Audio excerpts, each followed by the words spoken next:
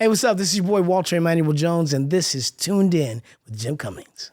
Hey, everybody, Jim Cummings here, and if Tigger were here, he'd say, thanks, everybody, for bouncing on in here and enjoying the show. But before we go, I want you to do me a small favor. Hit like, subscribe, and give us a thumbs up if you're enjoying the show. Now, speaking of enjoying the show, enjoy the show. Hey everybody, Dana here with a quick message to let you all know that if you're wondering why the content discussed in today's episode at times feels a little bit dated and why we all look about 10 kilos lighter, it's because it was in fact filmed back in October of 2023. That's right, almost 18 months ago now. We in fact thought we'd lost the footage, but thankfully producer Chris, he managed to go down deep into the archive and source all of the material. So we figured now was a better time than ever to get it out to you all. I know you're going to absolutely love it, particularly if you're a Power Rangers fan like myself, because we have the one and only Black Ranger himself, Mr. Walter Emanuel Jones, discussing all the behind the scenes of the original Mighty Morphin Power Ranger. So it was such a blast to be able to chat with the Black Power Ranger. But before we get into that though, don't forget to give this video a thumbs up, hit that subscribe button, comment below and tell us who you'd like to get on the show in future episodes and what you think of this episode. But for now, sit back and enjoy today's conversation with the one and only Black Power Ranger from the Mighty Morphin Power Rangers, Walter Emanuel Jones, from back in October of 2023. Welcome back, everybody, to Toon'd In with Jim Cummings. Today, we have a special treat for you. None other than you know him, you love him, you can't live without him, Walter Jones, the Black Power Ranger himself. Hey! Welcome, welcome. What's up, buddy? How you doing? Oh, man, good to see you. Oh, man, it's always good to be seen. How about that? Ain't it the truth? Well, Yes. usually we see each other at conventions. Absolutely, and I love that. It's like Yeah. it's like having Uncle Jim with me all the That's time. right. I'm like, all Pulling right. coin, too. Yes, We don't hate that part either. not at all. Have you met Brandon? I've met Brandon just recently, actually. Hello, Okay. Brandon.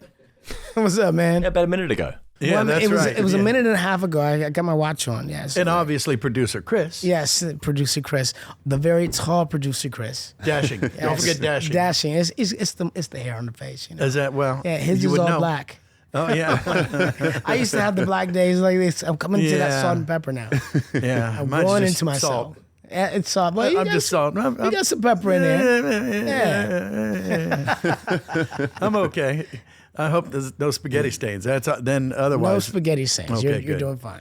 Oh, that's good. Well, I'm glad you're here, man. I appreciate Man, it. happy to be here. Thanks for inviting me. I appreciate it. It's always a pleasure being in your company. And, thanks. and I also I have great gratitude for you for not only for you being such a big part of my childhood and like being all the characters that I've grown up to love. Sure. But I can recall a time where my daughter, it was her birthday, and I asked you to say hello to her, and you called and left a message for my daughter in the voice of Winnie the Pooh that I kept because I loved it. I was like, oh my God, Winnie the Pooh's talking to my daughter.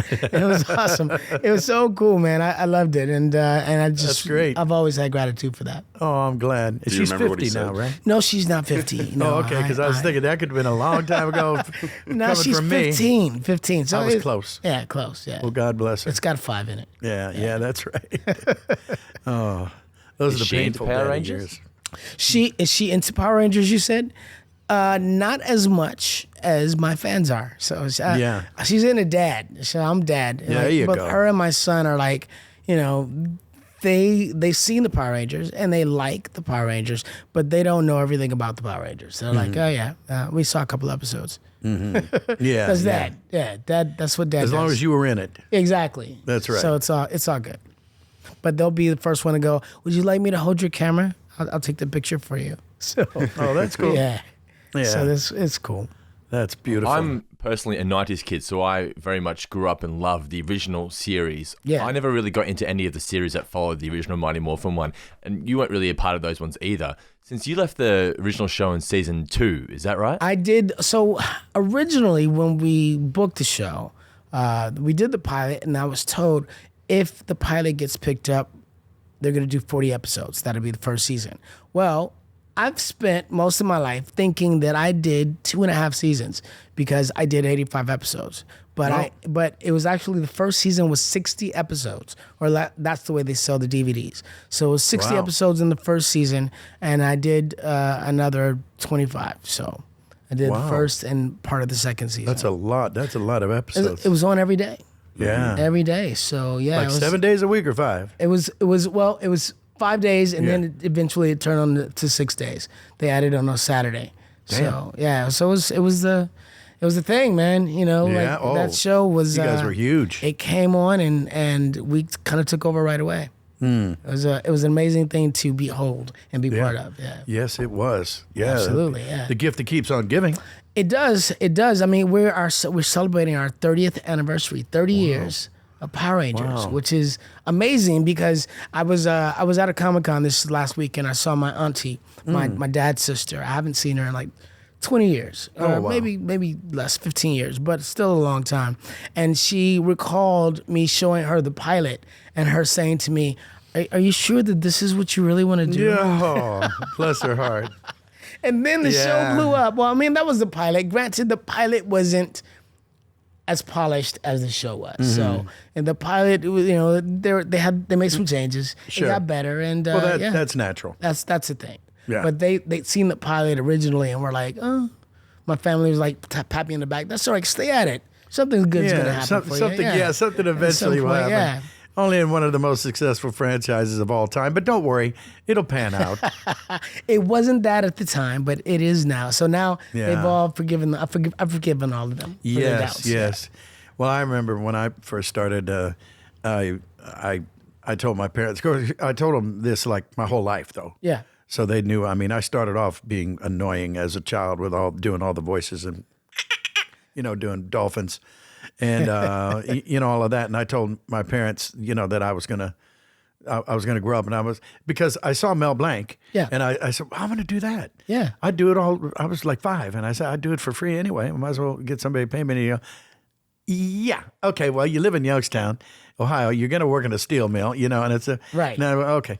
So I moved, and I remember that. My dad, I sent for my mom and dad. They're both gone, God rest their soul. But they came out and they saw I think it might have been a Chip and Dale Rescue Rangers, might have been a Winnie the Pooh. But and my dad still didn't quite get it. He said, "So, okay, this is good. Well, what are you going to do for a living?" And well, this is it. This is it, Dad. I'm doing it. I'm living. You just left the building when I was making a living. Right. He goes, "Well, how much did you make?" And I told him, he goes, "Shit, pardon my French." And he goes, "God damn." So you made a month in the last 4 hours. And I go, yeah, there you go. I did that. Now you get it. Now, see? Yeah. Yeah, and I got the rest of the day. Something about being creative is amazing. Yeah. If you can work. Yeah. If you can sustain it. If you can sustain it. That's the thing. Yeah. And 85, that's some sustenance. It was, well, you would think. It was sustenance. It was a non-union show, so the show didn't pay well. I mean, like I did car shows after I left the show, and I made in a weekend on a car show more than I made in 40 episodes. Dang. Yeah. 40 episodes. Yeah. Well, that was a hell of a car show. It was. Back then at that time, it was definitely an eye opener as to what our worth and our value was, and it was like, well, I think maybe I made the right decision.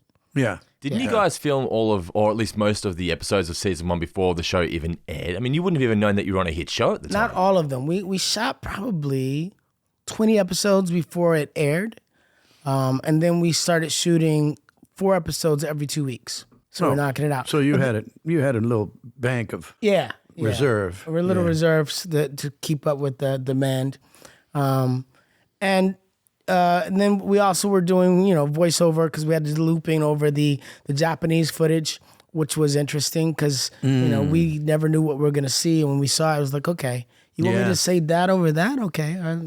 Try to make it work, but it was fun. It was a cool And they were still in their masks. They were still in the mask, right. So that was good. You didn't have to fiddle with lip. Right, with the lip. No lip syncing, right. That's But good. we had the body sync, which is... Because you were lips. You were the lips. Yeah, we were the lips, exactly. What's body syncing? That's the first time I heard that. Well, Power Rangers, they were very active. Like, it was like, they were this and in the Zords kind of doing like, hey, we're going to do stuff. And so we would be like, Zach here, ready to rock. It was like that kind of thing. I needed to match the body movement to make the... Right. What I was saying The continuity. makes sense. Yeah, Gotcha, the continuity as far as that, Wow. But I've done looping. I've done looping where I actually had to do a lot of lip syncing. I did maybe about 80 films or television shows as a looping artist. Yeah, there you go. An actor, which is definitely challenging because then you really have to try to match the lips and and come up with what they might be saying. I've had to do that. That's not my favorite thing. No. What's the process like for that? Because I know, Jim, you said you've done it as well. Yeah. How difficult is it to match them all up? Well, the person that runs the loop session kind of has an idea of what's coming, and so they'll have a selection of actors, and they'll go, "Okay, we have you in mind for this particular thing," and so you'll watch it, you'll see it come up, and you'll watch what they're doing, because basically they're extras in the background of the scene, acting without speaking, but they're going right, so they're doing stuff like that, and you have to give it some personality and kind of match what they might be saying, and make it make sense for the scene. Yeah. It's fun. It's creative. Do you know if they choose certain dialogue, like certain phraseology? I guess I'm thinking of Squid Games, and that was like one of the best dubbing shows I've ever seen, because it really looked like they were saying, like, speaking in English at certain times. Yeah. And what was running through my mind is like, okay, they had to have written like that specific dialogue to get the the what is it called? The sync. The phonetics or the... Okay. Right. Yeah. What's that word that you use for the poo story? Phonemes. Phonemes. Yeah. Phonemes, okay. I feel like they have to write. Do you know anything about that? I don't know because I'm not the writer. However, it's rare that they actually had something written. Occasionally they would write something that I needed to say unless I was doing a voice match, because I've voice matched different characters. I've voice matched... like Kevin Hart and various other actors for something that they didn't want to call them in for, but they were like, can you match his voice? And I do that kind of thing. And then it was specific dialogue, but otherwise it's all improvisational. Okay. Yeah. That's cool. Fun. Yeah, that is fun. Good for you. Can you give us a Kevin Hart? Kevin, no. You're too tall. I need to be listening to his voice and then redo it. I'm not an impressionist. Like some actors are really, really good at doing impressions. That's not necessarily who I am. Although when I was a kid, my dad used to go, we'd get in a car going, he'd be taking us to the movies. And he'd go, hey, Walt, can you do an impression of Muhammad Ali? And I was like, as a kid, I was like, I never thought about doing that, but let me give it a go. And I would give it a shot, and he would laugh, or Howard Cosell, and I can't do it very well, but when I'll be Howard Cosell. Muhammad Ali, what are your thoughts as you prepare for this fight? Well, Howard, I got to tell you, I can't do it. That was horrible. You're going to lose the fight. Joe Frazier is going to win. Hey, man, Muhammad Ali was a beast, bro. Ooh. I mean, I remember being a kid and watching him excel, and it's like... there was poetry in motion. Oh, man, nothing like him. Nothing like him. No. And still, no. I mean, like, just amazing. I see on, YouTube and social media... videos of him doing his thing back in the day, and I remember it, and I'm like, and he made it look so easy. Yeah, he made it look so easy, and it's just what a powerful presence, powerful man. Oh yeah, his story is amazing as well. Well, he's the only guy who did what he did. Yeah. There's Muhammad Ali, and then everybody else is fighting for second place. Yep, and that's really not limited to sports or just boxing. That's kind of it. Like, it's Muhammad Ali. Yeah. Beatles are up there. Oh, yeah. Okay. Yeah. Okay. And I got a picture in somewhere upstairs in my office of him, Muhammad Ali, standing there, giving the classic Ali pose. And all four Beatles are laying down on the ground. Going, please. You have a picture of that? Yeah, I have a seen picture the of that. That it's pretty awesome. Yeah. So, it was him, then everybody else. Oh, yeah. So you're in good company. In good company, absolutely, yeah. No, but that was a motivator. I think a motivating factor. My dad, because he also had me singing all the time. He had a radio show. Oh, that's cool. Oh, he did. Yeah, he was a minister. So, wow. He had a radio show. He had me come on and sing a song when I was a kid for his radio show. Where was it? It was in Detroit, Michigan. Okay. Yeah. Okay, you said Detroit, not Detroit. Detroit. I said Detroit. I know there's Detroit. I always say Detroit for some reason. I think that's something that people say when they're not from Detroit. Yeah. You know, yeah, like, I'm not. yeah, it's like Detroit, Michigan. Well, I mean, like it works, but Yeah. I always said Detroit, Michigan. Yeah, you from Detroit? Yeah, I'm from Detroit. What up, dog? Yeah. Yeah, we say Detroit in Australia. Yeah. Detroit. Yeah. But people do tend to want to emphasize that D, but it makes it a little harder. Mm-hmm. Detroit, what up? I'm from Detroit, but I've never said it that way. It's not Well, because you don't have to. Your I'm way's from the right Detroit. way. There You're from it is. Detroit. Right, yes. This part of like that part of Michigan. Yeah. Yeah. Speaking of people who are in incredible shape, much like Muhammad Ali, you guys on that original 90s show, as a kid watching it, felt like you were all black belt martial artists. Is that right? Or were you just really good at doing all the fly kicks and whatnot? No, you know what? Some of us were truly martial artists. I was a brown belt at Ishinryu. I studied when I was a kid. And then Austin St. John had his specialty of martial arts. He had been studying for majority of his life. Jason Frank also had been martial artist for the majority of his life. Amy Jo and David Yost were gymnasts. And so they learned to apply kicks and punches and stuff. And so it was cool. But what was even better is that for me, we had some amazing stunt guys. And they were all specialists in what they did. They were all specialists in different forms of martial arts. Hapkido, capoeira, jiu-jitsu, taekwondo, and these guys were kung fu. All these guys they had lots of skills. And so I was able to steal skills from everybody. It was like, I tell the story about one of the guys, his name was Hien. He did this kick, he called it a tornado kick. And the way the kick works is you would step back and then you would step forward off the leg that you were stepping forward with.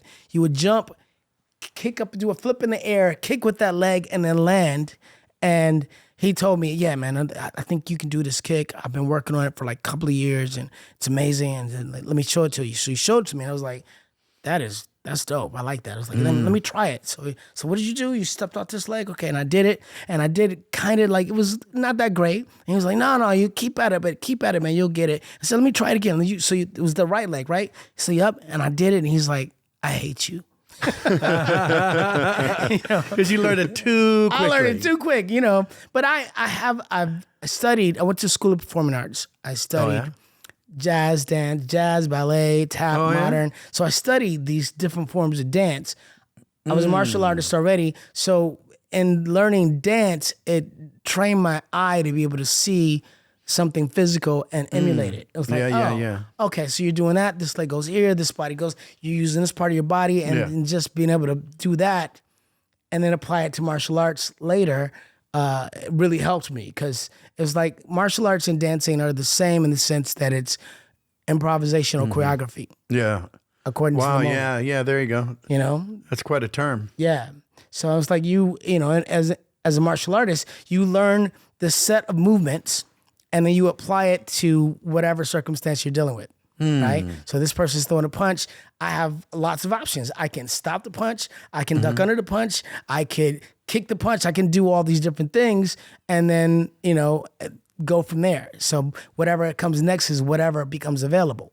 So that's what martial arts is like. And then dancing is also that way, because you have rhythm and music, and the music takes you here, and then you're just gonna go there. And in the middle of doing it, you have sets of movement that you know how to do, but you don't know what's gonna come next. You know what I mean? It's like it's however you're inspired. Well, I remember being at different cons. We've known each other various times, and I would be like, well, where are you going? I think we're going to get a steak, get something like that. Where are you going? Salsa dancing. I said, oh, you're going to salsa dancing? And my man, I said, okay, I'll be salsa watching. I'm not even qualified to watch. Yeah. It'll be salsa eating. It's amazing. Salsa eating. Yeah, I know often at the cons, I'm always happy to be around all my peers and meet all these people that I admire. But dancing is just such a passion of mine that it's like we spend all day signing autographs and taking photos, and then I'll go home to my room, take a nap, and everybody else is going to go out and eat. But their schedule is do the con, go eat, have a drink, go to sleep.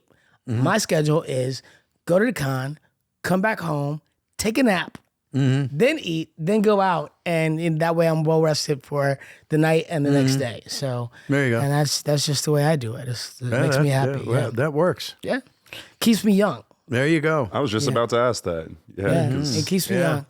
Dancing is a way to it's a way of moving your body and keeping your bones fresh and so forth and so on. And what I discovered is salsa dancing, which I saw in Puerto Rico for the first time and was like amazed because I couldn't figure out how are they getting back on the same step and doing this turn and dip and then they come right back to the music. I didn't understand it. But once I learned it, it became, my fascination because I was like, oh, okay. So now this is something I can do until I'm 70, 80 years old. Oh, wow. And it doesn't have to hurt my body because I can choose to do it as it's low rigorous as impact. I want to. Yeah, exactly. So, I mean, I'm young now, so I'm, youngish. Yeah. I can go out and do all the stuff and throw dips and everything else. But as I get older, I don't have to do all that. I can just be kind of cool. Let the girl be the cape and I'll be the man. There you go. Boy, somebody's writing that down out there right now. And I hope you're not going to get mad at me. He's 89 years old, ladies and gentlemen. Jim, how did I get older than you? So please, when he says salsa dancing, get your ass down to the dance hall and bust out the salsa. And bust a move. Let's go. Because something's happening. Yeah. Something's going right for you. Well, actually, to be honest with you, the show came out 30 years ago. I was playing a 16-year-old. So the I was, what? I was playing a 16-year-old. 16-year-old. Oh, okay. However, I was 26. Oh, wow. So I will be 57 in November. Wow. So What's your birthday? November 30th. Yep. Oh, mine's November 3rd. All right. And mine will have a 7 in it. Right. Not 57. Not 57. Different 7. Another 7. One in the front and another one. So, yeah. Yeah. That is awesome. Too love bad I that. wasn't born on a leap year, right? Or on February 29th. Wouldn't That would have been fun. Right? I'd be 16. Exactly. Or something like that. Something like that. I don't know. Younger. Anyway, younger. Yeah. Maybe younger. Yeah. But you have a youthful exuberance. I mean, you're already good. you're very youthful. It's like, Yeah. I was just going to say that. Thanks. You are. No, thank you. You're very kind. We have to see about getting you to an eye doctor. No, not at all. Not at all. But it's not even. I mean, you look great, but your energy is great. I mean, like you walk around. Thanks, I see at the Comic Cons, and half the time you're not sitting down. Yeah. You're up and about with the people and making them happy and putting smiles on their faces. Yeah. Well, and it's so fun. forth. Yeah. And it's invigorating. I love that part. Yeah. It's an amazing job to go and just be yourself and make people happy. Yeah. Because you see the faces of people when they walk away. They're like, Yeah. Well, occasionally we'll be at a con and it'll be you yeah. and Karen and maybe Austin, a couple of the guys, and they have this thing that they do and you've all got the, what is it? got a morphers? You got the morphers. And it's pretty awesome. And they all do it like they did it last week. And they all walk up, hooey, ha, hoo, and and I can't do it, but it's like, and there's like this big crowd of people, and you're going, oh, what happened? Is there anything wrong over here? And look, and there's Walt. There you oh, Rangers assemble, or what? I don't know what the hell It's you say. morphin time. That's what it is. It's morphin time. That's what it is. Yes. Yeah. I was thinking, no, that's Avengers assemble. It's morphin time all day, every day. Yeah, look at that. So somebody's doing something right. Good for you. Yeah, man. It's a blessing. Really, it is. Honestly, it's a blessing to have been on anything for 30. I mean, like to have anything that's running for 30 years is amazing. Which of course you can attest to because Wow. I mean, man. Yeah, we're hanging in there. Your body of work is astounding. Well, thank you. It's like the talent that you have in your voice and your capability of creating characters is it's awe-inspiring. Oh, So thank you very much. yes, sir. Checks in the mail. Now I'm just saying, there's much respect. Thank you, man. I appreciate It's not that. something that everybody can do, and it's something Thank that God, you've right? always done very well. Exactly, right? If everybody can do it. I mean, I don't know with this new AI stuff, what's going to happen? Yeah, I don't know. I see. I don't know enough about it. We were talking about it earlier, but Okay. and I guess they can do something to clone a body, but is the And body voices. language going to be there? They can take recordings of your voice, yeah. and then make your voice say anything, Yeah. which is it's kind of a little scary. Yeah. We were talking about that earlier, and I did this one thing as Winnie the Pooh, and then they wanted me to do phonemes. Okay. And that's like, ing, z, or some other crap. Yeah. And this girl made the mistake of saying it in front of me. And I said, what the hell are phonemes? She says, well, this way we could assemble words and we don't have to hire you back and pay you again. And the session guy goes, and I said, well, we ain't doing any phonemes. Anything else? Anything else? They call that a day. Oh, look at the time.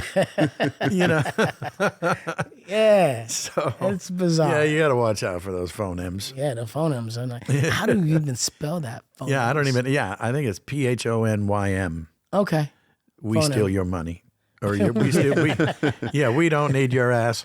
We've got phonemes. We got phonemes, exactly, which is crazy. So yeah, we'll see what happens. But yeah, they're not going to get the body language right. They're not going to get the acting. No. I hope. Yeah. Notice I'm knocking on wood there. Yep. I think it's still farther out than most people are like talking like it is. Like even like video games that are made these days, they still use actors to capture everything. And that goes back to the beginning days of animation, when they were doing like Snow White, and they'd have actresses, acting out, and then they'd trace, the body movements and everything like that. So I don't know. I think it's still necessary to have actors, and maybe the role will shift maybe with the addition of AI. The thing is like, I just don't know yet. I know what I've seen on like TikTok and various, social media. I've seen guys take rap songs, right? They'll take a rap song, they'll write a verse, and they'll have AI do it in the voice of Tupac. Right. Yeah. And they'll write something from Biggie and have Biggie and Tupac rapping against each other or together on a song, and it sounds like them. And you're like, what the hell? And it's a Barry Manilow song, Right. damn it. What is wrong with this picture? Right. What is going on? Oh, man. It's just bizarre. But here we are. It's technology. We're coming to it every time. I mean, you can recall when before we had computers and and before we had dial-up, and the internet was like this thing they were talking about, and there were these big old huge machines. Yeah. I mean, I was impressed with the Etch-a-Sketch. Right. It was Exactly. kicking my How do you ass. do that? Yeah. It was like up and down, and that was Etch-a-Sketch was fun. I agree. Slinkies. You had a Slinky? Oh, yeah. Slinky, wonderful, wonderful toy. Do you remember that? Yeah, I It's do fun remember for a girl and a that. boy. Swing. Swing down the stairs. Walking down the steps. Yeah, I could hardly ever make that happen. Yeah. It was like, I get 3 stairs. I that get was 3 it. steps in, And I said, then damn it, stopped. it's You're broken. Like, exactly. I want a new one. Dad, give me a new one. Yeah, that's right. The Power Rangers toy line is massive, still is to this day. Did you ever collect the toys? As in, did you ever collect your figurines from that original show? It's a funny thing. They didn't give us the toys. No I mean, kidding. all these toys that were flying off the shelves. I mean, people were spending the night outside to get these toys. It was all over the news. And we weren't given the toys. I wasn't given my action figures or like the big toys that came together. Like, you would think they would give those to us. Yeah. And they didn't. And so, I think at one point I considered going to Toys R Us and waiting in line with everybody else and making a big stink about it. And maybe I should have done that. Yeah. But and wait until everybody recognizes you and they're going, wait. Yeah, wait, how come you don't have the toys? Why are you here trying to buy your toy? Yeah. But I kind of refused to buy them because I felt like we were supposed to be giving them. What's happening over the years is the fans have heard that story. And so the fans bring me toys. They're like, here, do you have one of these? That's cool. Yeah, like I got my first Megazord from one of the fans who just gave it to me and in pieces. And I'm like, so I ended up playing with the toy maybe 20 years later. Oh, jeez. 20 years later, I'm like, oh, this is the way this is a cool toy. This is awesome. So, I took it home and my kids were able to play with it. But, at this point, I think there's much more love. I mean, I get the action figures and the lightning figures and the comic books and stuff like that. Now they're looking out. Yeah, but, and they've got all these different editions. Yeah. I mean, I think I probably have maybe 10 different iterations of action figures. And then, I've got the Pops. I got like maybe 5 Pops. Pops are awesome. Love those. And then the comic books, there's 3 different comic books, maybe 4 different comic book series. Wow, I didn't know that. Ongoing, yeah. I got comic books and That's nice. all this cool merch, which is, Now, I think, do they one of draw the- your likeness? they draw something that kind of looks like me, but not really well. Because they don't want to get too close. Not 'cause too close, then- right? Because then they're like, yeah. yeah, Although yeah. I think contractually, because of the original contract, I think they could. And I know I've even gone so far to be like, listen, if you guys want me to do a face scan, I could do that, because the original Lightning figures had this face to look like it was the face of Billy, but they colored it brown. I'm like, that doesn't really work for me. The newest ones I like. The newest ones I think are much closer to what I would look like, and I'm excited about those. So, Yeah. I mean, I'm excited about all the toys. It's cool. I mean, I have my feelings about certain things, but I'm also very happy that all this stuff exists and that my legacy will live on. Yeah. Yes, So, it will. Yeah. That's for sure. That's the biggest advantage of the show, is the fact that, here we are 30 years later, but the show's been aired in 40 countries for 30 years. Wow. And I can't even tell you how many languages. It might be like 60 or so languages. And it gives me the possibility of traveling the world and meeting fans everywhere and have them, to be loved up, which is nothing wrong with that. awesome. Yeah. And you get to go dancing.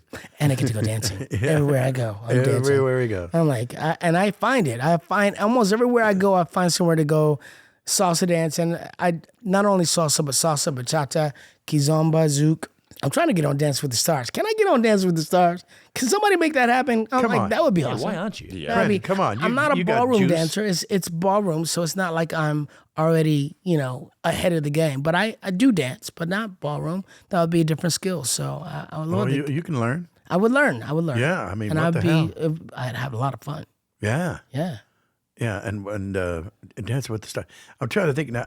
Who is on that? Is that Heidi? No, that's not the supermodel or whatever. I'm thinking of The the voice or host? something. Yeah, the host. I am not sure currently. I might be. I haven't seen it Alfonso recently. Ribeiro. I think I saw something recently. He Yeah. might be. He competed on it once before and won, and I think he's now hosting it as well. Oh, okay. Yeah, Yeah, I always say Jim has to get on The Masked Singer. Have you seen that one? that would be amazing. Yes. Oh, He'd be so good on The yeah. Masked Singer. It's the same That company would be too. good. That would be Yeah. great. I don't know what who I costume would would you sing wear, like. though? Yeah, I don't know. Couldn't be like a Pooh Bear or a. It would have to be Yeah. something. They don't do those Something kind of outrageous. characters. They Yeah, do they something do some, far-fetched and Yeah, wild. yeah.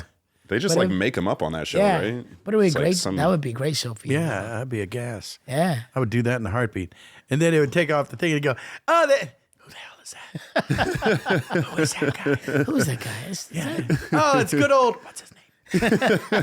Yeah, Jim Cummings. Jim Cummings, him, yes. Yeah. Until then, Tim Cunningham. and Yeah. then they start speaking about what you've done, and everybody go, him. Oh, that my guy. gosh, that Yeah. guy. Oh man, yeah, that's amazing. Yeah. What kind of music did you do, or do you do? Well, my favorite, I used to be in a rock and roll band, Rock and like roll. everybody else did in New Orleans. And that was the only band I actually made a living in. And I wasn't a drummer, I was just a singer. But as a result, and it was weird because, like with me, I was accidentally training myself for this. Okay. Because, you're singing, they're singing, that's Right. it. And then they go, oh, okay, well, now can you sing like this person? Well, I would try to sing like, I don't know, Bruce Springsteen or Stevie Wonder or, Mick Jagger, fill in the blank, and I would try to make it sort of sound like that, not a flat out impressionist like a Right. tribute band. But, keep it in that vein. And I was accidentally training myself for, when I kind of finished growing up and got into this business because I jokingly refer to myself as a stunt singer every now and then because, I sung for Lion King and, Princess and the Frog and, Hercules, a bunch of them. But I was singing for somebody else, Okay. so a different character like Scar, in Lion Right. King.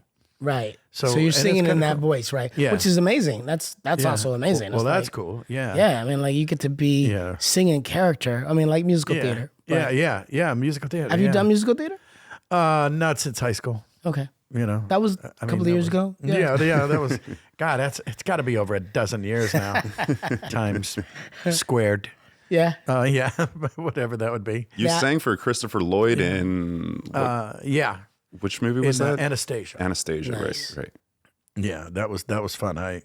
We finally met up, and they the rub was that they said, "Oh, Christopher, we've got a great song. It's real Phantom of the Opera. It's kind of Andrew Lloyd Webber." And he goes, "Well, good. I hope I don't suck." And then he left, and he doesn't sing. He'll say no. So they, I was there, and they kind of knew me, and they said, "Well, you want to come in and take a swing at this?" So I did it, and the rumor, and I saw him 2 weeks ago, and he laughed about it. And supposedly he came back, and they go, because he had to sign off, Right. right. And so he goes, "Wow, I sound really good." And so I got that job. And you got the job, yeah. I got the job, and now I got a little plaque on the wall. So and he and I don't get any more money. He still probably gets better residuals than me, the bastard. Wow. There's that. But he's a great guy. Oh yeah. I've met him once or twice out on the. I mean, that's the amazing thing about being out here on the convention circuit is all the people that I meet or I get the grace to be able to meet, and me too. And like people that I've grown up admiring and people that I admire currently on shows that I currently watch and just to be, a peer and to be accepted and liked by them as well, which is and respected by them as well is amazing. Yeah. Growing up in Detroit, poor black kid in Detroit, Michigan, single family household, just me, my mom, and my sister. I used to watch The Love Boat. Oh yeah, The Love Boat. Remember that show? The Love Boat. Yeah, soon we'll be Mr. Schmoove, Exactly. that lounge singer, right? Yep. I don't even know who that was. I don't know who sang it, but that show, they traveled to different places, every week on the show. And I used to watch it and just imagine what it would be like to travel to these places and get off a ship and just, wake up in another place and like in a culture and so forth and so on with the foods and so forth. And I actually went on after I graduated college to work on the Love Boat for Princess Cruise Lines. Get out. Yeah, so I did that for 3 years, traveling as an assistant cruise director and that's awesome. And doing all the shows. We did a 50 show, a 40 show, a Broadway show, an international show. So as a singer, dancer, and actor, I was doing the entertainment on the ships and traveling to these places I'd seen on TV and on the actual Love Boat. So I did Princess Cruise Lines at that point, had maybe 7 ships. And I did about 5 of their different ships that included the Princess Cruise Line, Pacific Princess, and the Island Princess, which is what they filmed on. Wow. Yeah. That's pretty darn cool. It was very cool. And I got to see all kinds of things because part of my job as an entertainer and assistant cruise director was I would interact with all the passengers, and so the people that ran the tours would be like, yeah, we want you to take all the tours so you can tell people about your experiences. And so I got to do the coolest things. Like I took a helicopter on top of a glacier in Alaska. I did. Wow. Amazing, right? God, how many times have I done that? I know. That's not common. No, man, Not that's common. amazing. I learned to scuba dive on the Great Barrier Reef. Oh. Yeah, Australia. There you go. Yeah. Right? I got to, Mexico. I had to go ATV riding on the beach and, take canoe trips. Canoe trips in Alaska and all these cool things that I just never thought I would These ever do. are all like bucket list things. Oh man, yeah. Well, the cool thing about being on a cruise ship is you get a taste of everything, right? You're only there for 8 hours. Sometimes you might be there for 12 hours, maybe a whole day. But you get to go and experience a part of that culture, about part of that city, and then you move on. The next day you're out at sea, and then you're in another place. And it definitely at that age, because I was pretty young, it opened my eyes to the world and what the world was like, and all the different experiences I could have. Like I went bungee jumping, which I thought that was something I would never ever do. Yeah, that one would be tough. It's scary, and I got to fear heights. Okay. And you went bungee jumping. But I went because when I went, I I was just gonna go look at it. I was like, I'm not gonna go do it. Only crazy people do this. Yeah. Right? But I went because I wanted to see them do it. I wanted to eyewitness this. Yeah, I got there, and the first guy I saw do it was like maybe, 280, like 6'4". He's a big dude, and he did it, and I was like, that guy did it. His rubber band didn't break. Right, it didn't break. I'm like, I should be safe. I'm like 130 pounds, 5'6". And then I saw like a 42-year-old woman do it. And then I saw like a 15-year-old boy do it. And I was like, I'm doing this. Yeah. I'm doing it. So they can do it. These little punks. Why can't I do it? Yeah, Exactly. that's right. Yeah. And I'm, physically fit. I'm a dancer. Yeah, man. I'm an acrobat. I can do all these different things. So like, let me give this a go. And I got up to the edge of the bridge because it was a 175-foot bridge. Okay, over sure. a 50-foot ravine. And I got a fear of heights. And I was changing my mind. I was like, but they got my ankles binded. So I can't walk. I can't just walk away. I got to hop. Yeah. Right? And the guy walks up behind me and puts his hand on my shoulder behind me and is like, all right, here we go. On 3, 2, 1 bungee, you're going to jump. And I'm like, I don't want to do it. And he's like, here we go. Ready? 3, 2, 1. And I'm thinking, this guy's going to push me. I don't want to get pushed. So I just jumped. Oh, there you go. Wow. And it changed my life because it made me feel like I am capable of doing anything if I choose to. Yeah. Yeah. If you can bungee jump, you're golden. Yeah. I mean, geez, that's where they keep all the gravity. Right out there. Right out there. Right. Yeah. See, there it is. And you jump out and you can feel it. It's real. It's real. Gravity's pulling you straight down to the ground. Yeah. And I never did anything like that, but I did do hang gliding. I did hang gliding in Brazil. Yeah, did you? Yeah, What yeah. do you think? It was amazing. One of those trips that I went to when I was on cruise ships was to Rio, and I went up to Sugarloaf Mountain. Of course. And it was beautiful there, the statue, the crystal statue. And I saw people hang gliding there, and I was like, I want to do that. And I didn't have time, so I didn't go. And I've been back to Brazil a couple of times for dancing stuff or Comic-Cons. Wow. And this most recently, about a year ago, I went back for a dance event and a Comic-Con, and I thought, I don't have anything to do today. Hang gliding. Wait a minute. I could do that. Yeah. So it was like 30 years later, but I finally did it, and it was amazing. Wow. It's like flying like a bird on the wind streams. Yeah. Did you ever consider skydiving? I've been skydiving 3 times. So like I said, bungee jumping opened up the door because I was like, now after I'd done that, and believe it or not, bungee jumping was the scariest thing I'd ever done because there's no one, you're by yourself, right? Mm-hmm. 2, there's no indication that it's going to slow down. It just all of a sudden reverses. And it's not hard. It's like, it's subtle. And before you know it, I mean, just when you think you're going to die, because the momentum is going, all of a sudden you're going the opposite way. And you're like, wow, that was a trick. But skydiving or anything else like that, usually you go tandem. Hang gliding, you go tandem. Yeah. So somebody else that's a professional has been doing this several times, probably several times today, and you got somebody to depend on. You're not alone.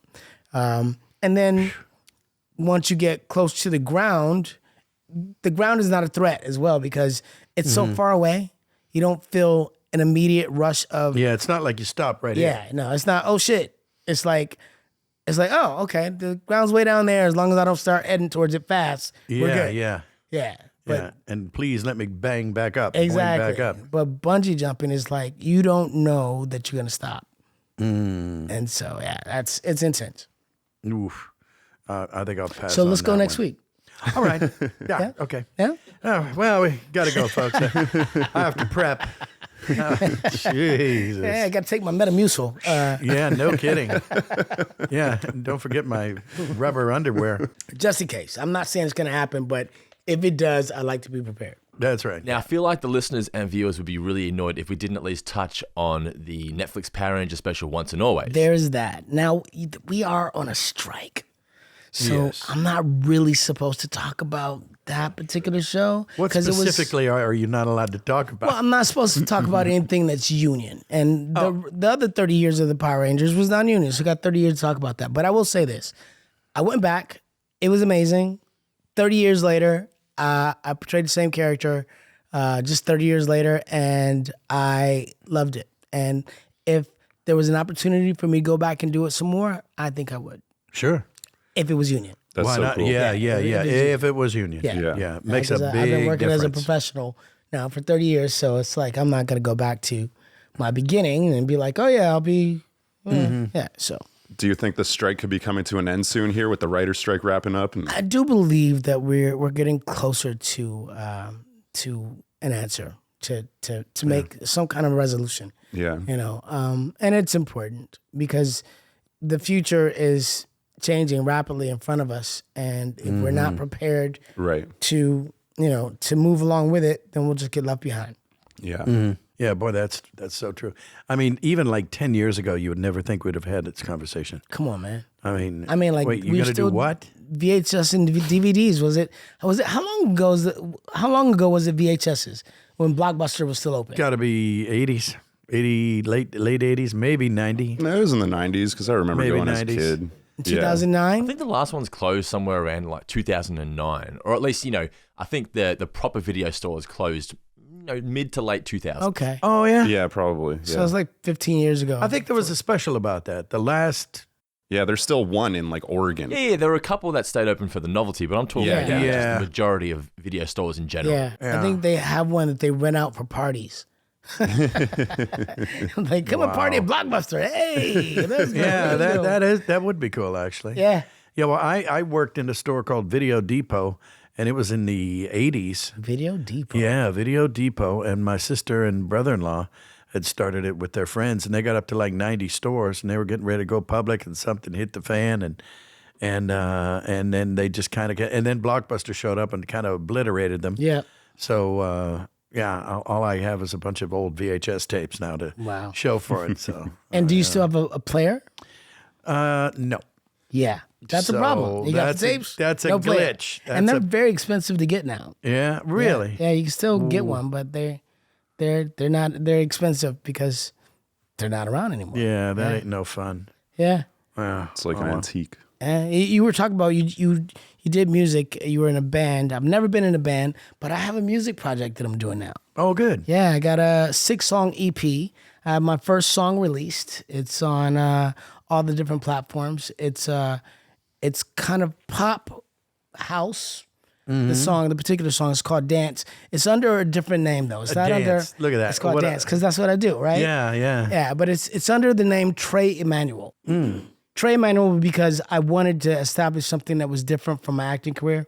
Let the music be the music and the acting be the acting. And then my name is so synonymous with Power Rangers that I wanted it to be its own entity. But the way I came up with the name is my dad's name is Walter Emanuel Jones. My name is Walter Emanuel Jones. My son is Honor Emanuel Jones. So that's 3 Emanuels. So Trey, meaning 3, and Emmanuel, meaning God with us. And it's also our middle name. So, That's great. That's the name. Good for you. Yeah, and you can find it on all platforms right now. It's Spotify, Apple, so forth and so on, iHeart. So check it out, guys. If you get I'll a be all chance. writing that down. Write that down. Trey Rewind it, Emanuel go ahead, Dance. watch it. Yeah, exactly. if you can't find it there, just look at my Instagram, and it's there. So Fantastic. Um, What's your Instagram? it's Walter E. Jones. Walter Pretty E. simple. Jones. Yeah, Okay. Walter E. Jones. That's for most everything. Walter E. Jones for TikTok, for YouTube, for Instagram. My Facebook is Walter Emanuel Jones, which is a little harder to find because the name Emmanuel is not spelled biblically. Most people want to spell it with 2 M's or 2 L's. Right. It's just 1 M, 1 L. Emanuel. Okay. Yeah.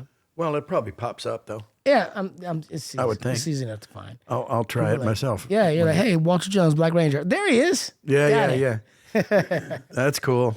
Yeah. That's awesome. Hey, Chris, I think it might be time we do a voice swap. But instead of doing a voice swap, I think it'd just be awesome to hear Jim scream, "It's morphin' time," as various characters. Oh, man, that would be awesome. I would love that. Oh, God. Well, You here don't we have go. to scream, though. Okay, good. We don't Thank scream you. it. We just say it. Yeah, that's fair. No screaming. But at least he has to do the morpher action, though. He's got to do this. It's morphin' time. It's morphin' time. It's morphin' time. I love it. It's bouncing time. It's I am the terror that flaps in the night time. Okay, it's morphin' time. But yeah, okay, we're done. I love that. How would Taz do it?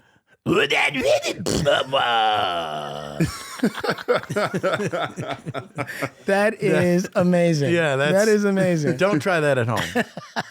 It might hurt. Yeah, actually, go ahead. Try it. Like, do it. Just do it. Why not? Why Oh, not? man. When you originally did that It's Morphin Time sequence, did you just film it once and they just reused the same footage over and over again? Because it seemed that way when you watched it. Yes. Oh, wow. Yes. No way. Yeah, It's not the same one every time. You Oh, gotta- yeah, it is. Yeah. You had to have done. You did it one time.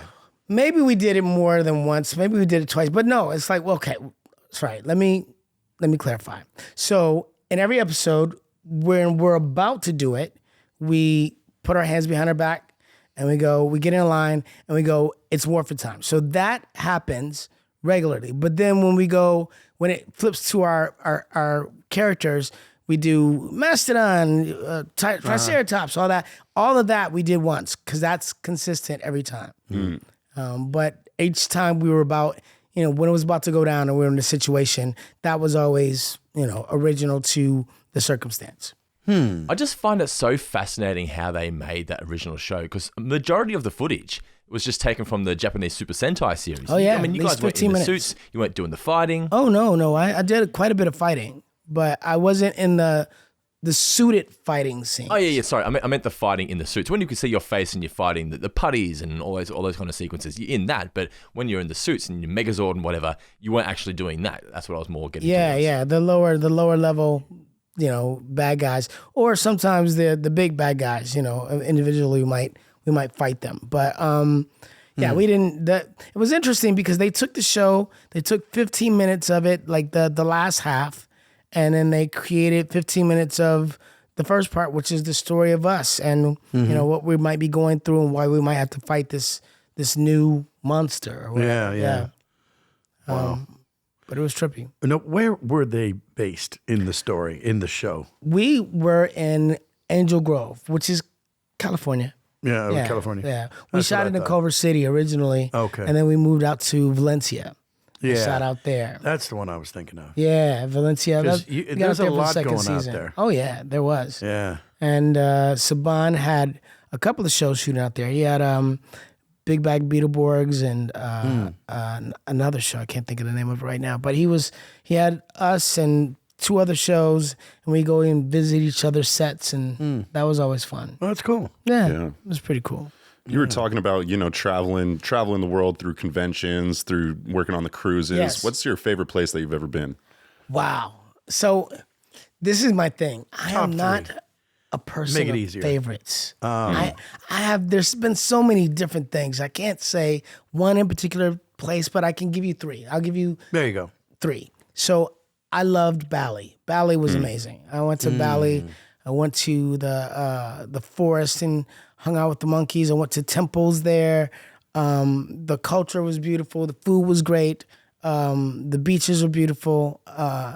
That was probably the most out of what I knew to be normal that I experienced. I also love Brazil. Brazil's like that's my second home. Like my brothers in Brazil, like they think I'm Portuguese. They're like, hey, they start talking to me in Portuguese, and they're like, I don't know what you're saying. Yeah.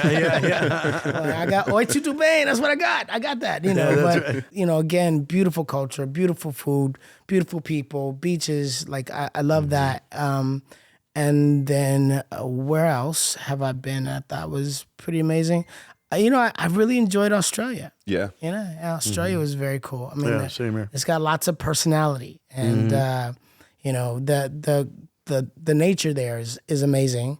And I went to a zoo there that was unlike any zoo I'd ever been to.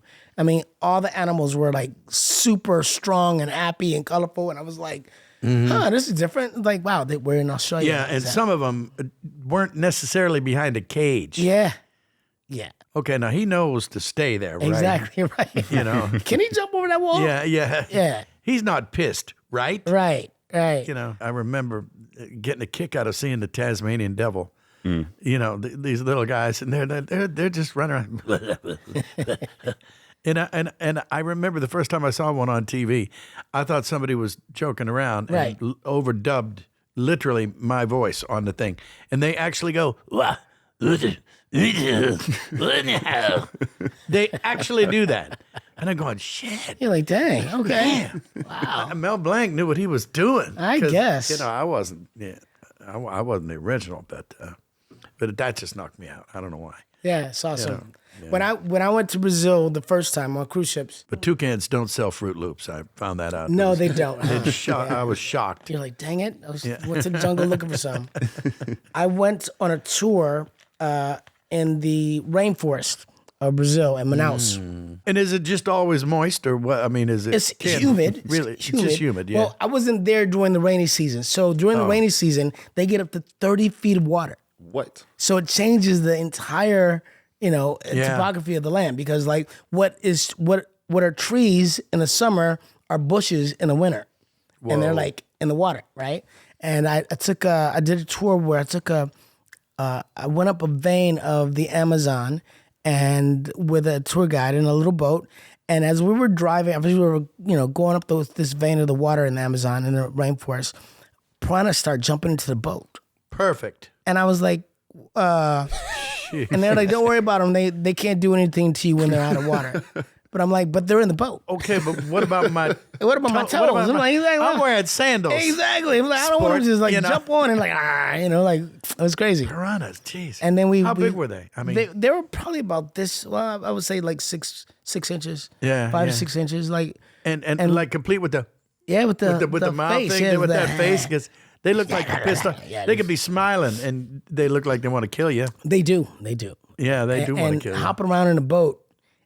You feel like it's a mousetrap waiting to catch you. Yeah. Right? Like it's just like that's good. Like a mousetrap, just waiting to catch you. With teeth. Yeah, with teeth. Yeah. Ooh. That was wild, and we took we slept in the rainforest in a tented area, and we also hunted for. Our guy. As we were going up this vein to our campsite, he had a flashlight out and was looking at the shore, and he could see the alligator's eyes because they glow in the dark, with the flashlight. And he got out of the boat. Oh, good. Yeah, why not? And grabbed one. It wasn't that big. It was maybe like 2 or 3 feet. Grabbed it, wrapped something around his nose, and handed it to me like, here, you want to take a picture? I'm like, dude, you better get this alligator off of me. Unfortunately, his mama was right behind you. Exactly. And I was thinking about it later. I was like, what if he would have gotten snatched by alligator and now I'm in this boat in the middle of the Amazon at night. Yeah. Like not knowing where to go. Yeah. This could have been disastrous. Yeah. Yeah, I was like, whoa. It's not like the piranhas are going to give you directions home. Nah, I was like, hey, where do I go from here? It's crazy. Yeah, it was an adventure. I've had a lot of adventures during my life, which is... Yeah, that's a pretty good one. Yeah. No, I stepped on the back of an alligator once. You stepped on the back of an alligator? I thought it was a log. Oh, my gosh. Yeah, that's as close as I can come to your cool shit. And it moved? But, once you stepped on it? Well, I was a deckhand on a riverboat in Louisiana. And we had to tie up the tow because we had to go into this place. It was very small and pick up a bunch of barges, bring them back out, strap them all together. It's midnight. It's like about 3 or 4 in the morning. Okay. And so the tow had moved, so that meant the thing that because you tie it up to a tree. Yeah. The deckhand, the low guy on the towing pole, he scrambles his ass up there, pardon my French, and ties it to a tree. Well, the water moved, and that rope got to be real tight. Yeah. And so they had to push. I was in a skiff, and they had to push it closely to the shore. And I'm using the rope like this to get, didn't need a paddle. Yeah. And so there's this little embankment. It's about 4 feet up, and so I just stepped out onto this log to hop up, and it wasn't a log. It was an alligator. It was an alligator. Oh my God. And so, and I'm holding, and I'm going up onto this thing, and I'm standing there, and of course the rope starts sinking down into the water. I'm going, shit, back up.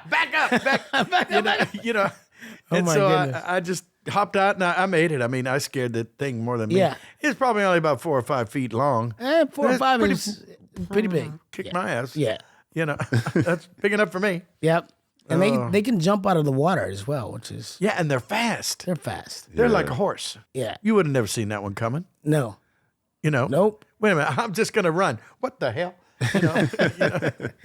Get this thing off of me. Yeah. I'll pass. I have a question for you, Walter. Talk to me. I apologize if this is a sensitive subject, but I just noticed on your left hand that you're missing a finger. Oh, damn it. I dropped it again. Look, if you find any cushion, mail it to me. Okay, yes. Yeah, let me know. Well, we told the alligator story. Yes, exactly. We did. Well, you know what? When I was a kid, I found a gun in my house. I thought it was a toy. It was a Derringer.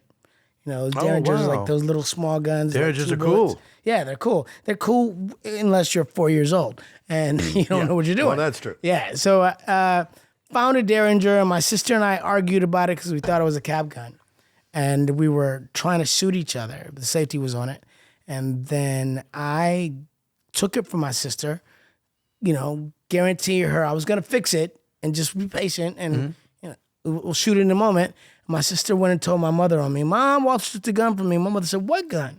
And at that point, I pulled back the safety, pulled back the latch on it, and it wouldn't go back down. And I thought I'd broken it, and I was trying to fix it, and I just pulled the trigger, and it went off in my hand. And I lost my finger. Yeah, Damn. Shattered the bone at 4 years old. If anybody finds it, if you let me know. Yeah, let me know. Yeah. Probably wouldn't fit anymore. It wouldn't fit. I don't know. It kind of be weird. Yeah. But, I can't say that it was a problem. Actually, it was a benefit in some ways. I wasn't able to learn to type because the teacher didn't want to give me extra attention. I wasn't able to go to the military because you can't lose 2 digits, 2 joints. You can't lose 2 joints and be in the military. Yeah. So I think I heard of that because I one. almost went to the Air Force. I was in the Air Force for a See, couple look years. at that. They were like, sorry, son, you can't join the military. You're missing 2 joints. I was like, but what? I mean, it's not stopping me. But Yeah. I wasn't able to, not type. I tried to learn piano, but it was difficult. And guitar was difficult. I needed a left-handed guitar. But it did keep bullies away. Because oddly enough, the girls loved the fact that I was missing a finger. They'd come up to me in class and go, "Excuse me, somebody told me that you're missing a finger." And I'm like, "Oh, yeah." And they were like, "Can I see it?" And I would go, "Yeah." And I'll put my hand out on the table, and they would reach down to touch it. And then I move it, and they go, and they're like, "Oh, hey, you can touch it." And they would touch it, and they were like, "Oh, that feels cool." And then they were intrigued. But the boys were like, "No, man, get that away from me. No, man, hell no." Yeah, no. it's catching. Exactly. Yeah. Like they want to catch the missing fingers. So one time I was walking to school, and at that point when I was younger, we had safety boys. I think, they would have different kids that would volunteer to help people walk across the street. And they get the little strap. And they got the little orange belt, right? So this kid was probably a problem child and was a bully, and they thought, well, we'll give him a duty, and that might help him. So here I am, late for school, and I'm walking. I get to this intersection. I got to walk across the street, and I'm looking up and down, and there's no traffic coming. And I start walking across the street. Well, the kid goes, "Hey, I didn't tell you could walk across the street. Get back over there." And I'm like, "Bro, there's no car. What are you doing?" And it's wintertime in Detroit. I'm wearing gloves, right? So I'm standing there, and he's like, "All right, you can go now." So as we walk across the street, I fix my glove, I close my hand, and that middle finger is sticking straight up, right? So he sees it, and he's like, "What are you doing?" I was like, "What are you talking about?" He's like, "I left my hand up," and he goes, "Oh, yeah?" And I'm like, "Oh, I realize now he thinks I'm flicking him off." And he walks over, and he goes, "Apologize." I'm like, "I'm not apologizing for anything. I'm trying to get to school." He's like, "You better apologize. I won't hurt you." And I was like, "What?" And I know there's nothing there. It's not going to hurt. He grabs it. He starts bending it all over the place. It's like he's trying to break my fingers. Like, "Say you're sorry." And I'm like, stop it. Yeah. Oh my God, what are you doing? Stop it. He's like, "Say you're sorry." And finally, I just stop moving. And I go, "I'm not saying anything." He goes, "What?" And he goes harder at it. He's going at it. Jesus. He's trying to hurt me. And he goes, "How come that won't hurt you?" And I take off my glove, and I go, "Because I got the 4 fingers of death." And I put it on his neck, and he's like, "Get it off me! Stop it!" This kid never bothered me ever again. Yeah. Oh, God. But I had seen an old martial arts movie where the master lost a finger, and he strengthened it or whatever, and they called him the 4 fingers of death. So I had the idea. Rang a bell. Yeah. Right? 4 fingers of death. 4 fingers of death. And I put it on his neck, and he never bothered me again. Yeah, the 4-finger death hold or something like that. That's pretty cool. Like that, right? That's cool. Yeah. Yeah. So now if you see me walking around in the wintertime and I have my hands closed, if that finger's sticking out, I'm not trying to flick you off. I'm just missing a finger. That's all. That's right. I think eventually I learned to take that little finger, stick it down in the glove. Yeah. So people didn't notice the missing finger so much when I was on Power Rangers, and we wore gloves. And so we did wear the suits occasionally, take off our helmets, and do like different shots like that. And so I would have that little finger stuck down in the glove. So it wasn't as noticeable and like just kind of hanging and flinging around. I recall doing it. I don't think everybody ever noticed that. Well, people didn't. Like even today, people were like, "You're missing a finger." I'm like, "Yeah." And they're like, when did that happen? I'm like, "Oh, it's 4." But really, I'm like, I watched all your episodes. I never noticed it. I'm like, yeah. Well, I was older than 4. Yeah, I was older than 4 exactly. So it's all good. Did they ever try and work that into a story on Power Rangers regarding your finger? No, and they never brought attention to it. It wasn't, and I probably wouldn't have wanted them to. Yeah, why bother? I didn't need that to be, part of the story. Yeah. He's the 4-finger ranger. That would kind of been kind of weird. No, I'll pass. Yeah, I'll pass. It's fine. Yeah. And there's the 4-footed cat. But it's interesting now, a 4-footed cat. Yeah, I saw him. It's interesting now that people will walk up to me and they'll be like, "Wait, are you the Black Ranger?" I'm like, yeah, I am. And they're like, "Let me see your left hand." Oh, like proof. Yeah, that way you don't. It's on IMDb or something. They're like, "Oh, okay." Missing a finger on his left hand. Let me see your hand. I'm like, they're like, "It is him." Yeah. That's him. Oh my God. Yeah. Oh, that's a cool calling card. Right. Sort of upside down. Exactly. Compliment. I'm like, okay, there it is. Yeah. Yeah, I'm me. That's me. It's me. Oh, that's cool. That's a scream. Yeah. Was there anything to being black as the Black Ranger? Well, for me, I found it to be quite powerful. Yeah. Because here I am, a young black kid from Detroit, Motor City, Motown, and Yes, predominantly a black city. So, and the time that I grew up in was a time where that was, there was James Brown, "Say it loud, I'm black and I'm proud." Oh, so yeah. it's like there was a shift of being, people being ashamed of being black to people being very proud of being black, and growing up in a black city and then becoming a black superhero in a black suit. I was like, forget about it. Oh man, this Ding, is ding, ding, ding, ding, ding, ding, let's ding. go. This is perfect for me. Yeah. Yeah, no kidding. Now, the idea of me being in a black suit never bothered me, and in fact, I was happy about it when I first saw the suit. I thought it looked cool. I thought it looked cool as well. Yeah. I didn't think I would look. I thought I might look cool in red. I know I don't look cool in blue because I've seen it. The black was what I wanted to wear. When I saw it, I was like, I want this one. They're like, that's yours. So, but the idea of why I wore the suit was because of the Japanese footage.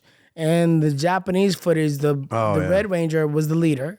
So in 1992, I wasn't going to be the leader. I wasn't going to be the leader of the show. And then the Red Ranger and the Black Ranger were kind of always together. So if something happened to the Red Ranger, then the Black Ranger took over. And the Blue Ranger, according to the story, was the nerd and wasn't a great fighter. So, I wasn't going to be the Blue Ranger. I wasn't going to be the Red Ranger. I was the Black Ranger. Yeah. And we originally, in our pilot, had a Latina playing the Yellow Ranger. But after we got picked up and we came back, she asked for more money and they fired her. Yeah. And they got another. Is that where Karen came in? No, this is, we had a Thuy Trang, who was an Asian girl. So then it became odd because at first she was Latina.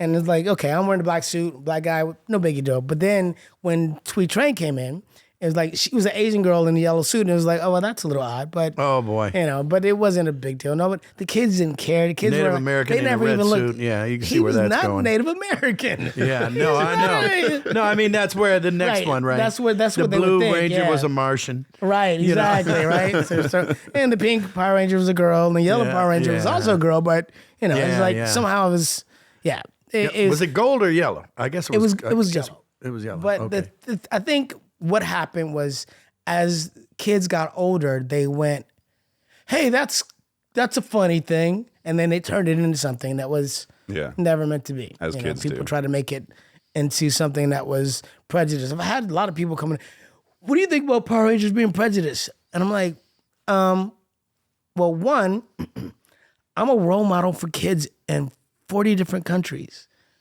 And I don't, what's prejudice about that? Yeah, where's the bad news? Where's the People are bad looking news? for bad news. Exactly. Am I uneducated? Was I somebody that was not, you couldn't be proud of? You know, like when I look at the people I grew up with watching kids when I was a kid, the people that were on TV that I remember were like Buckwheat. Now, Buckwheat was a great character, but I don't want to be Buckwheat. Yeah, you know, it ain't 1930 either. Yeah, right. And he didn't have a lot to say, you know. And although he was a fun character, he was comedy, you know. And there was also Mr. Bojangles from Shirley Temple. He was subservient. He was a great character. You loved him. He was like your uncle, but he was the hired help. So for people to be able to grow up with me and go, oh, he is as equal to any other Ranger, and in fact stands out because he has his own style of martial arts, and he's also cool and got swag. Yeah, I he's was a happy about badass. that. Yeah, he's a badass. Yeah, that's awesome. So that helps. Yeah, exactly. I thought that was very inspirational, and I know that it was because that's what I'm told every time. You know? Like here we are 30 years later. That's great. Yeah, and these kids that were kids are now, you know, between 35, 45. I'm like, I got grown men coming to me that look older than me that are like, I grew up with you. You inspired me to be this. So it's amazing. Yeah, I think that too. I think some guy walks up and he's like 65. You know, you raised me. And I go, no, damn it, I didn't. Damn it. Straighten up. You're like, how's that work? How's that? Yeah. God damn it. How does that work? Yeah. But I think it's beautiful. I think it's, you know, to have been an inspiration to anybody in my life is a blessing. I mean, because ideally you want to leave a mark on the world that is something that, you know, your legacy. You want something that you can be proud of. And, you know, in my family, I stand out as somebody that really made a difference. Yeah. So, Yeah, for sure. So I'm proud of that. Yeah. Not many showbiz types in your yeah. No, I mean, like I was inspired by my mom and dad. They inspired to be singers. My dad could sing, you know, but with everything that I do, everything I've accomplished, I'll say, I'm very proud. Well, as you should be. I got some fan mail back in the day when we were doing the show. Yeah. And we got lots of fan mail, but I wasn't able to read all of them, but I was able to read quite a bit. And one of them was a fan from New York. It was a kid who was telling me this story about how, you know, he and his brothers, his cousins, his family would go out and play Power Rangers after school. Oh. And, you know, everybody had already kind of picked their character and they had given him the Black Ranger. So you're going to be the Black Ranger because he's the Red Ranger and they're not, so forth. And he didn't want to be my character at first. He said, you know, he's like, he wanted to be the Red Ranger. He wanted to be the Blue Ranger. And he was, you know, a white kid. And he didn't have any black friends. So and he didn't know anybody that was black. He didn't associate. And he was not from Detroit. He was not from Detroit, right. But he was saying that he, you know, after he started being the Black Ranger, playing as a Black Ranger, he started really paying more attention to me in the show. And he started becoming, you know, prideful of the fact that he was a Black Ranger because, you know, I had swag and I was like, you know, I was reliable. I was loyal. I was like all the good characteristics of my character. Yeah. And it made him want to start learning hip hop. So he started taking hip hop classes. And then from hip hop, he gained all these other friends and he learned to dance. And now he was embedded in this culture of dance that included so many different kind of people that he had ever experienced.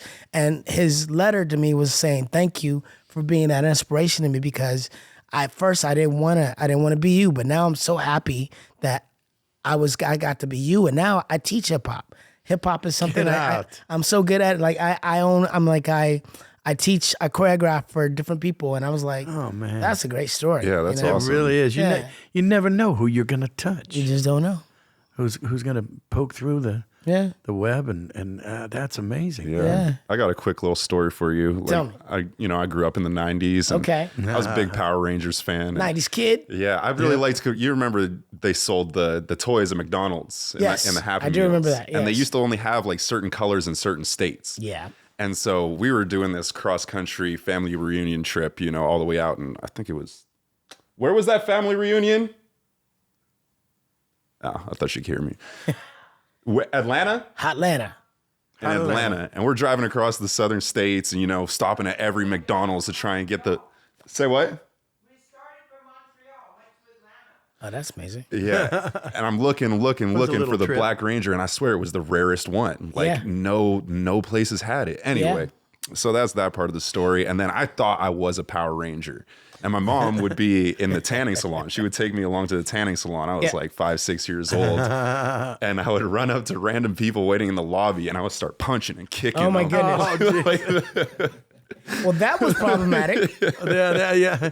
And so they'd go have to get her out of the bed and be like, your son is just going nuts. And I'd be like, I'm a Power Ranger. Like, I'm allowed to This is do what we do. this. I'm not going nuts. I'm seeking justice. Exactly. Well, what I used to tell parents, because like, you know, that was a thing.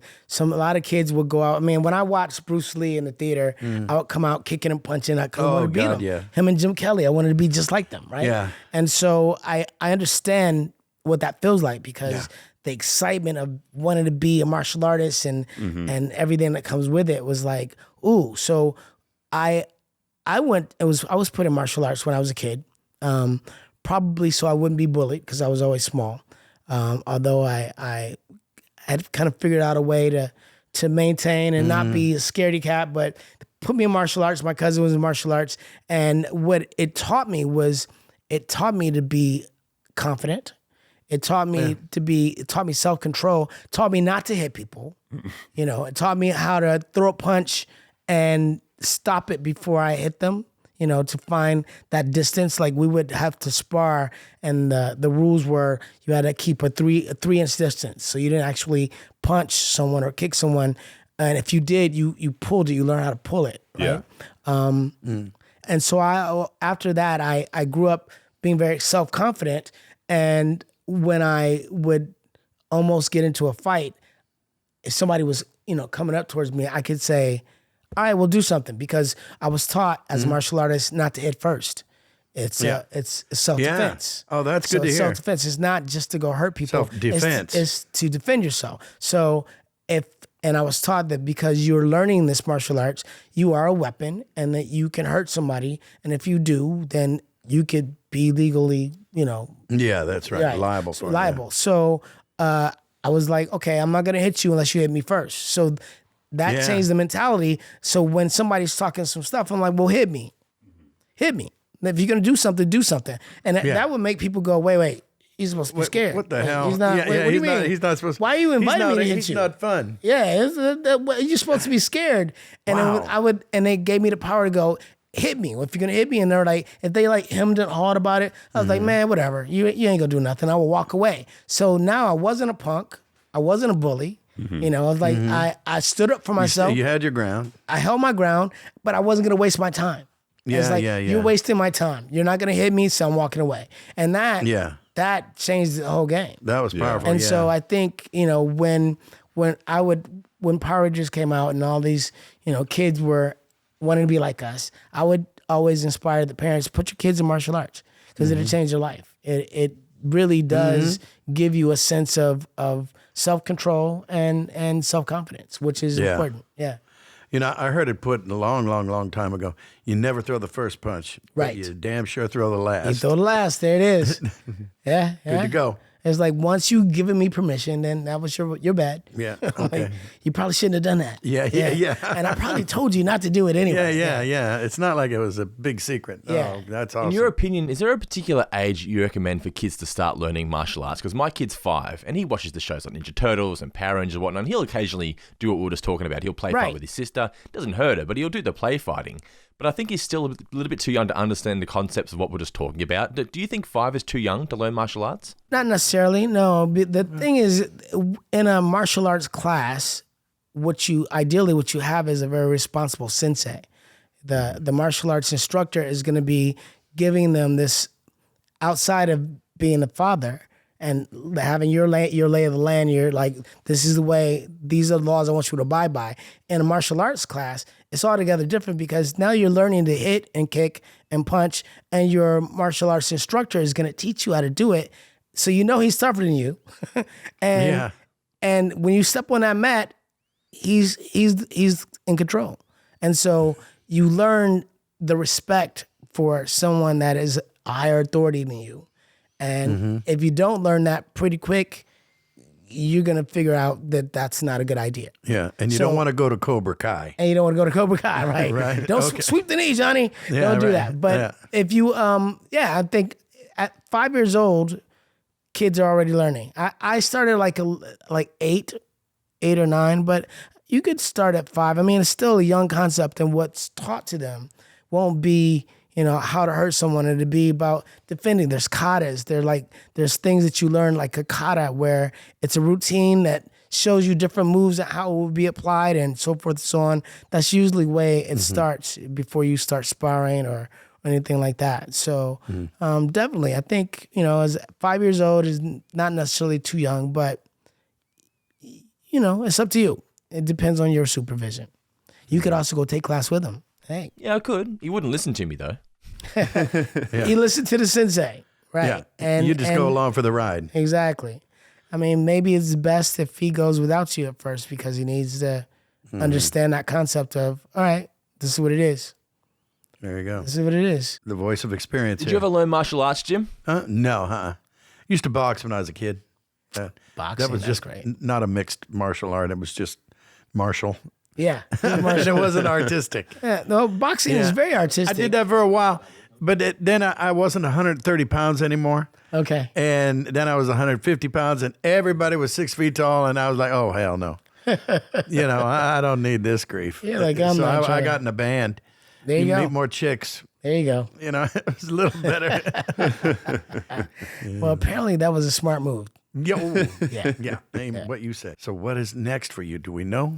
Well, we have the music project, like I was telling you about. Tell me, let's do the name. Emanuel. Trey Emanuel. Okay. Yep. Okay. T-R-E. I like to reiterate things. Yes. So it's not Trey with a Y. It's T-R-E, Emanuel, E-M-A-N-U-E-L. Trey Emanuel. We'll make sure we put the link for it in the description of this podcast. Oh, perfect. Yes. Oh, there we go. The first song is called Dance. I'm planning to release the second song, which is going to be a rap song, probably in November. So, and I'm planning to do for more our music. birthday. For our birthday, exactly. That's right. Birthdays. November 3rd. You said November 3rd? November 3rd, November 30th. There you go. Gives us a window. Yeah, we got those 11 threes going That's on. right. Yeah. That's a beautiful thing. I love that. Yeah. Something we got in common. That's right. Anything else you want to promote? Currently, I think that's it. I mean, just besides the fact that I'm out, meeting the fans. I'm touring around.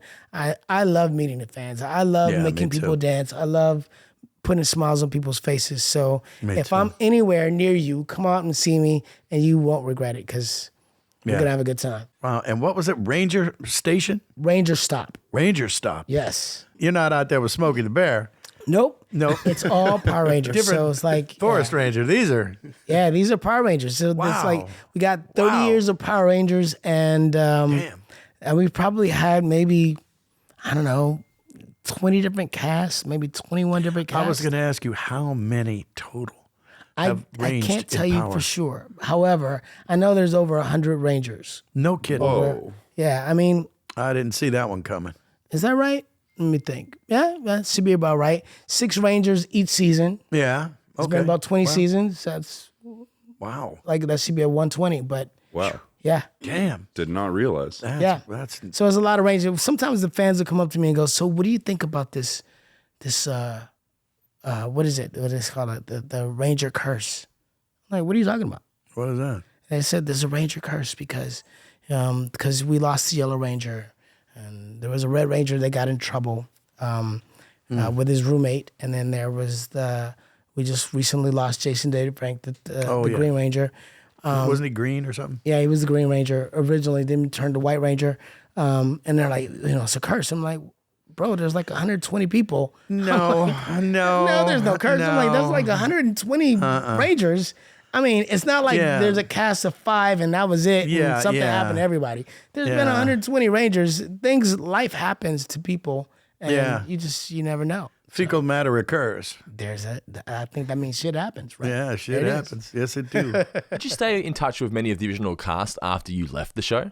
No. I mean, we often see each other at Comic-Cons and so forth and so on. The thing is life happens and people grow up and get families and move to different places. So I think we're all dispersed at this point. Debbie Yost is still in Los Angeles, and so we see each other on occasion. But we're also, I'm busy, he's busy.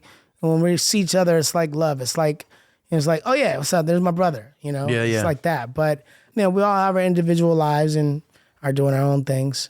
But we're all friends still. That's a beautiful thing. Yeah. We're the only ones that know what we know our journey. That's you know right. what I mean? That's right. Yeah.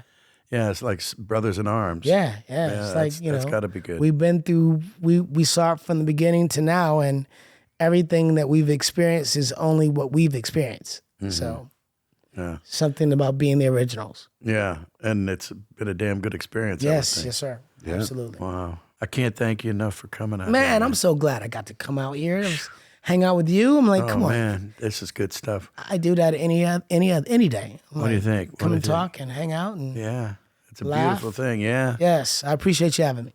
I appreciate you being had. And there it is. Right? And there it is. Right, Chris? Right, Brendan? What do you think? Yeah, that was great. That was a lot of fun. Thanks, guys. That was awesome. All right, my Cool. I pleasure. can't wait to hear it. Yeah. Thank you very much. There it is. Boom, boom. Thank you. And now I have a sandwich waiting for me. Yes. Got a sandwich. Sandwich? That was good. That was great. I'm like, what a cool little interview, because I talked about a lot of stuff I don't usually talk about. Oh, good.